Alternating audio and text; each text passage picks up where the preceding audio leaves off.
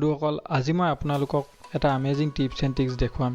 এই tips and ট্ৰিক্সৰ সহায়ত আপোনালোকে যিকোনো এপ্লিকেশনৰ ইন্টাৰনেট ব্লক কৰিব পাৰিব। আপোনালোকে প্লে ষ্টৰলৈ যাব আৰু এই এপছটো আপোনালোকে ডাউনলোড কৰি ল'ব।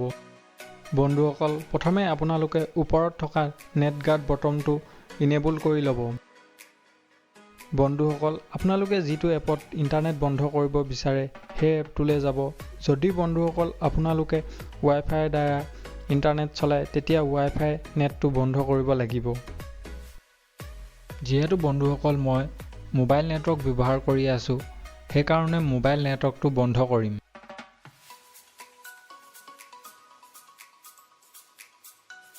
এতিয়া বন্ধুসকল মই যদি ইউটিউবটো ওপেন কৰোঁ আপোনালোকে দেখিব ইউটিউবটোত নেটে কাম কৰা নাই।